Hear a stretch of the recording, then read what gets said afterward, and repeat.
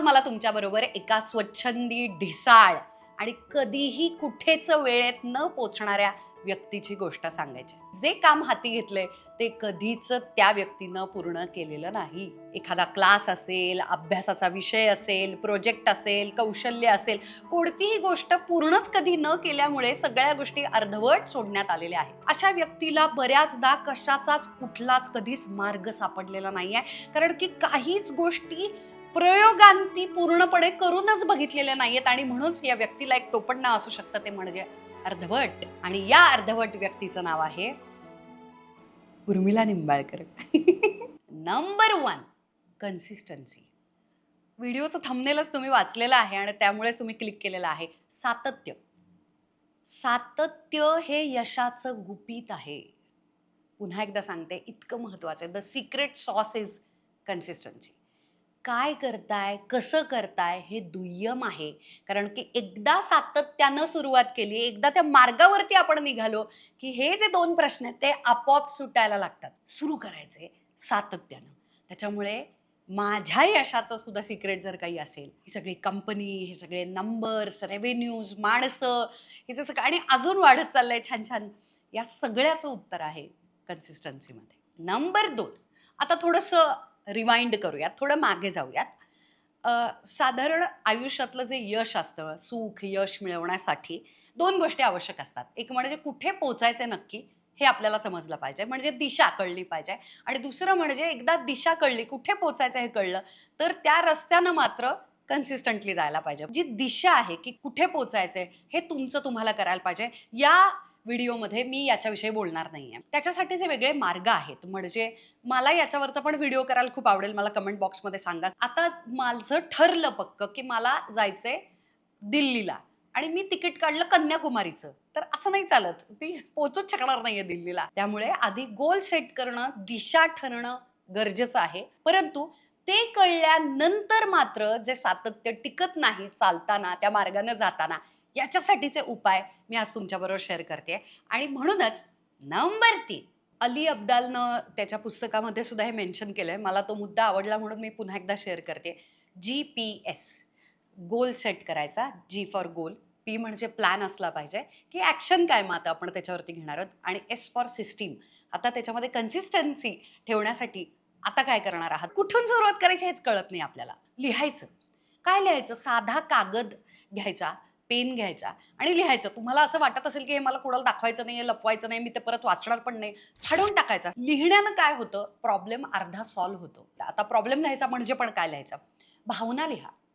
चिडचिड होते, छान-छान कपडे घालावेसे वाटतात, खूप छान राहावंसं वाटतं. कपाट उघडल्यानंतर पोटाच्या भोवती सगळं जग फिरतंय आणि मला अजिबातच माझं पोट लपवता येत नाहीये. माझे कपडे माझ्याकडे इनफ नाहीत असं वाटतं. मला राग येतोय आत्ताचे जे माझं वाढलेलं पोट आहे आणि मला छान कपडे घालता येत नाहीयेत. ओके.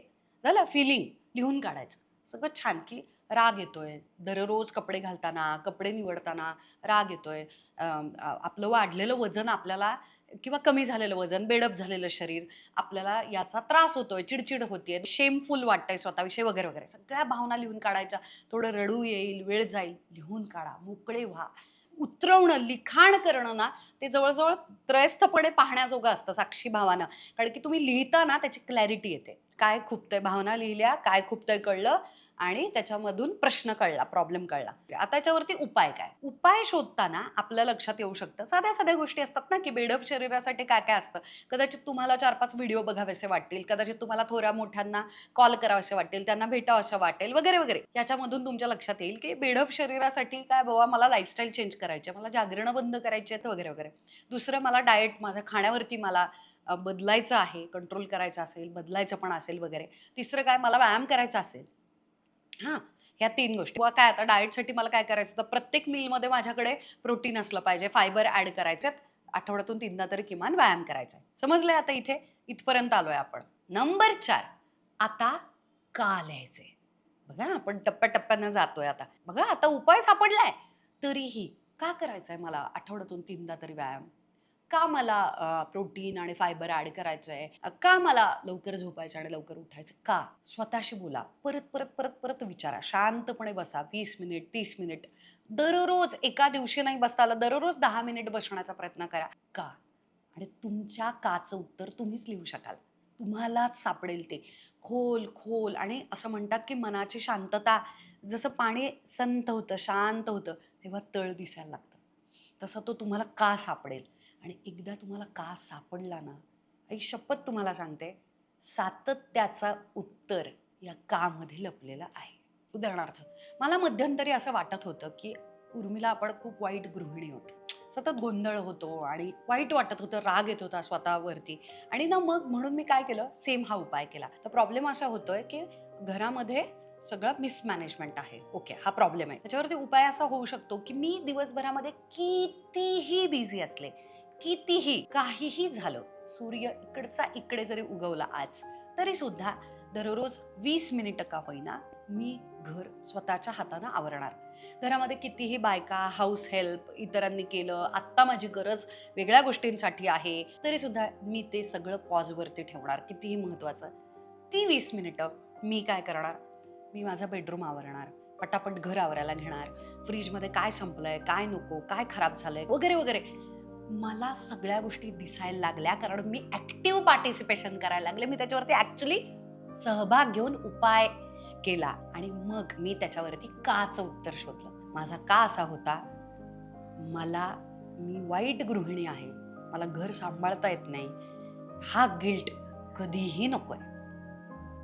उत्तर मिळालं, काचं मोटिवेशन मिळालं मला. लक्षात घ्या, एक्सटर्नल मोटिवेशन पेक्षा इंटरनल रिझन्स जेव्हा सापडतात तेव्हा तुम्हाला कुठूनही बाहेरून पंपिंग आणि त्या मोटिवेशन आणि इन्स्पिरेशनची गरज नसते.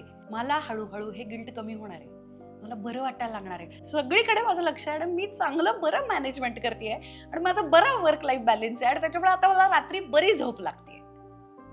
सर्कल कंप्लीट झालं. नंबर 5, आपण जणू तेच झालेलो आहोत अशी आयडेंटिटी एक्सेप्ट करायची. एक असते ऍक्शन, एक असते आयडेंटिटी. कृती एकदा व्यायाम केला आणि आयडेंटिटी व्यायामच करणारी ही व्यक्ती आहे. फरक जाणवला? माझी ओळखच आहे ती, माझ्या जगण्याचाच भाग आहे, माझ्या पर्सनॅलिटीचाच भाग आहे, हा माझा पिंडच आहे, हा माझा स्वभावच आहे. हा तुमच्या लक्षात येत आहे ना? ती आयडेंटिटी स्वीकारायची. तुम्ही कधीही कुठल्याही जिमच्या ट्रेनरला, कुठल्या योगाच्या सरांना, मॅडमला असा प्रश्न विचारला की कसा हो तुम्ही व्यायाम करता, ते म्हणतील की एक सेकंड, हा काय प्रश्न आहे, हो की नाही? म्हणजे मी अशीच आहे, म्हणजे माझा स्वभावच आहे, मी तर ट्रेनरच आहे ना, मी तर व्यायाम करायलाच पाहिजे, हो की नाही? सो व्यायाम करणारी व्यक्ती ही त्यांच्या आयडेंटिटीच आहे मुळात. विचारच करायचा नाही, ती आयडेंटिटीच. मी म्हणते एक सेकंड, असं व्यायामाला जातेस का वगैरे, तुला करावंसं वाटत, मी व्यायामच करते, हा माझ्या सगळ्याचाच भाग आहे, मी नसते सोमवार, बुधवार, शुक्रवार. Number 6, think about today and not tomorrow. कारण की टुमॉरो आल्यानंतर परत तो टुडेच होणार आहे. लक्षात घ्या तुम्ही. आज करायचंय, आज ढुंगण हलवायचंय, व्यायामाला जायचंय, आत्ता या साखरेला नाही म्हणायचंय, आत्ताच्या गुलाबजामला नाही म्हणायचंय, मी असं आयुष्यभरासाठी साखर सोडणार आहे असं म्हटलं की टेन्शन येतं. 2018 साली मी हा युट्यूब चॅनल सुरू केला. आज आपण सातत्याविषयी बोलतोय, पण मी आज तुमच्याबरोबर प्रामाणिकपणे शेअर करते, 2018 आणि 19 मी अजिबात कन्सिस्टंटली व्हिडिओ टाकलेला नाहीये, अजिबात नाही. मी खऱ्या अर्थानं कन्सिस्टंट राहिले 2020 पासून. आणि आज आपण, आता तुम्ही कधी व्हिडिओ पाहताय माहित नाही, पण 26 मध्ये आपण आहोत आज. 6 वर्ष उर्मिला, एक शुक्रवार नसेल की जेव्हा तू व्हिडिओ टाकला नाही. असं जर मला कोणी तेव्हा 2020 मध्ये सांगितलं असतं तर फाटलीच असते माझी. मी इतकी घाबरली असते आणि माझा इतका विश्वास बसला नसता. एक सेकंद, असं काही होत, मी 6 वर्ष सलग युट्यूब व्हिडिओ रिलीज करणार आहे, एकही आठवडा ब्रेक न घेता, शक्यच नाही. जगामध्ये इतक्या गोष्टींमध्ये उतार चढाव होत होते, बदल होत होते, माझा व्हिडिओ एकही शुक्रवार मिस न होता सातत्याने येत होता. ही कन्सिस्टन्सी आली कुठून? प्रचंड आवडीचं उदाहरण आहे हे.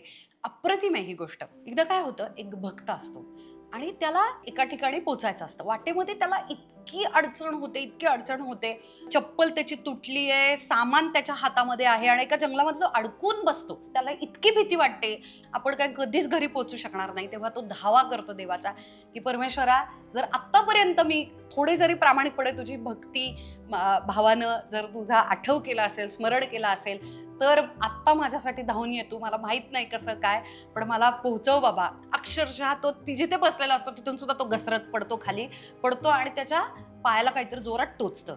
तो बघतो तर त्याला सापडते एक एवढीशी पपलेश फालतू, त्याच्यामध्ये बॅटरी कमी असलेली एक टॉर्च. 1 फुटावरती त्याचा लाईट पडतो. थोडी तरी चालते का, मधून ती बंद पडत असते, पण तो चालते का बघतो, सामान उचलतो आणि थोडं करत त्या टॉर्चच्या ह्यानं कसा बसा प्रचंड रडत खडत घरी पोचतो. पोचल्यानंतर तो परत एकदा परमेश्वराच्या समोर बसतो आणि म्हणतो, इथून पुढे कधी तुझं नाव नाही घेणार. मी इतका चिडलोय, मी इतका रुसलोय. माझ्यासारख्या इतक्या प्रामाणिक भक्ताला सुद्धा तू धावून नाही आला, जेव्हा मला तुझी सगळ्यात जास्त गरज होती तेव्हा सुद्धा तू धावून नाही आला. मी इथून पुढे तुझं कधी नामस्मरण करणार नाही. आणि तेव्हा परमेश्वर त्याच्या समोर येतो आणि तो म्हणतो, अरे काय रे झालं बाळा? तर तू म्हणतो की मला जेव्हा तुझी गरज होती तेव्हा असं म्हणतात की तो धावून आला विठोबा, तसा तू माझ्यासाठी धावून सुद्धा नाही आला, इतका मी तुझा धावा घेतला तरी सुद्धा. तर देव त्याला म्हणतो की अरे पण मग तू कसं काय आला बरं घरी मग? तर तो म्हणाला, मला अतिशय फालतू एक टॉर्च सापडली कुठेतरी आणि त्याचा काही उपयोग होत नव्हता. तर देव म्हणाला, उपयोग नाही झाला म्हणजे? तो म्हणाला, त्याचा फक्त 1 फुटापर्यंत प्रकाश पडत होता. अच्छा बरं, मग तू कसं काय आलास घरापर्यंत, कसं काय पोहोचलास? तो म्हणाला, काही नाही, तो टॉर्च दाखवत. तर देवानं विचारलं की टॉर्चचा लाईट तर 1 फुटच पडत होता ना, मग? तो म्हणाला, हा मग 1 फूट पडायचा, मग मी थोडा पुढे जायचो, मग तिथून पुढे 1 फूट प्रकाश पडायचा, मग मी त्याच्या पुढे जायचो 1 फूट, मग मी असा करत घरापर्यंत पोहोचलो. आणि मग परमेश्वरानं त्याच्याकडे बघितलं आणि म्हणाला, ही जी टॉर्च आहे तीच अरे बाळा मीच तुला मिळवून दिली आहे. डायरेक्ट त्या बिंदूपासून घरात तुला डायरेक्ट पोचायचं होतं, पण तुझं तूच आलास. मी मार्ग दाखवला, प्रकाशही दाखवला. तसंच आहे आपल्याला आयुष्यामध्ये. आपला जो गोल असतो ना, जे स्वप्न असतं ना, आपल्याला इथून डायरेक्ट गायब होऊन तिथपर्यंत पोचायचं असतं आणि तो मार्ग इतका मोठा असतो आणि इतका लांब असतो की आपल्याला असं वाटतं कसं पोहोचणार आपण. पण लक्षात घ्या, सुरुवात करायची आणि सातत्यानं तुम्हाला लक्षात येईल, तुम्ही थोडे पुढे गेलात 1 फुटाचा प्रकाश पडणार आहे. ही ताकद आहे सातत्याची. There is no such thing as a right time. असा मी रेडी असेन आणि तेव्हा मी घराबाहेर पडेन, कारण तुम्ही कधीच रेडी नसाल. त्यामुळे सगळी गोम लपलेली आहे कुठे जायचंय हे शोधून काढण्यात, आणि शोधून काढल्यानंतर पहिली सुरुवात करण्यात, आणि ती सुरुवात सुद्धा केल्यानंतर कन्सिस्टन्सी दाखवण्यात. काय होईल, फार तर चुकेल, वाट लागेल, थोडंसं नुकसान होईल, फेल्युअर मिळेल, प्रचंड शिकायला मिळतं. बऱ्याचदा मार्ग सापडल्यानंतर आणि सुरू करून कन्सिस्टंटली एका ठिकाणी गेल्यानंतरच कळतं की अच्छा डावीकडे वळायचंय, आणि मग तिथे पोचल्यानंतरच पुढचा मार्ग दिसतो त्या टॉर्च सारखा. काही विचार करायचा नाही, पहिलं करा. कशाची सुरुवात करायची नाही. मुळात याची चर्चा करणारे आयुष्यात कधी ॲक्शन करत नाहीत. सॉरी असं डायरेक्ट रागवते सुद्धा, पण ज्याला कृती करायची असते ना, ज्याला परिणाम पाहिजे असतात ना, ज्याला तिथपर्यंत पोचायचं असतं ना, तो पहिली ॲक्शन करतो. सगळं रहस्य लपलेलं आहे सातत्यामध्ये. आणि म्हणूनच सलग सातत्यानं इतक्या वर्ष तुम्ही माझा व्हिडिओ पाहताय, आणि जर तुम्ही शुक्रवारी किंवा आत्ताच व्हिडिओ बघितला असेल, तर मागच्या आठवड्यामध्ये आपला व्हिडिओ आला नाही. वेगवेगळी देशातली मानसिक स्थितीची सगळ्यांवरतीच आपला परिणाम झालेला ही कारणं असतील.